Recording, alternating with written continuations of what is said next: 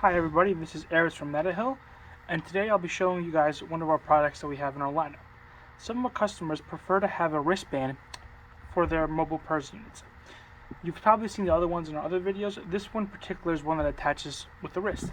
Now we do usually send it wrist bound, but some people like to have the option of switching from the wrist over to the lanyard. And this is how you do it.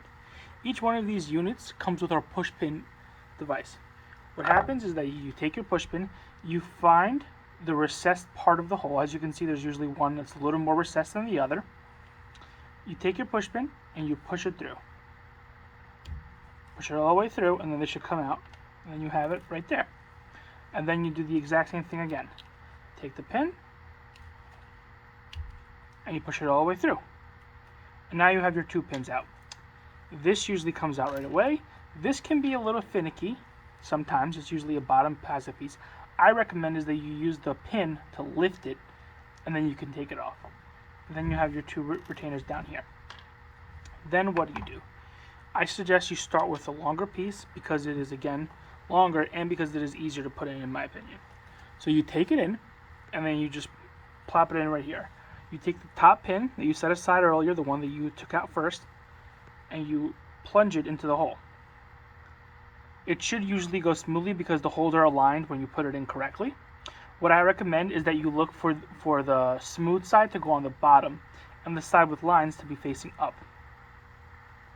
Push all the way through until you reach some resistance. That's usually the other side of the plastic. What I like to do is that I like to find usually a nice hard flat surface, and I like to use it to push it through.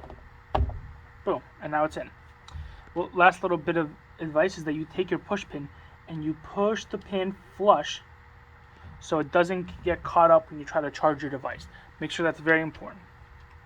Then the other side. What's the smart thing to do is to put it in one way and to make sure it's the correct way, because you don't want to have the issue of trying to fix your watch and then this happens. So what do? You put it in and then you pretend to close it like you would do around your wrist. You know this is correct. Okay, so you hold it here. You use your non-dominant hand to hold it to make sure it doesn't fall out of alignment. You grab the second pin, the one that was on the bottom, and you push it through. This one is usually a little bit more finicky, so we recommend that you either place it on your desk like so, and then push with your finger onto the rubber to line it up, or lift it up. That also sometimes helps depending on your dexterity with your hands. Now you can push it all the way through, and this one usually goes right away in. Now once it's almost all the way in, you take your push pin again and you just make it flush with the plastic so it won't get held up on the charger. You usually give it one quick test to make sure it connects.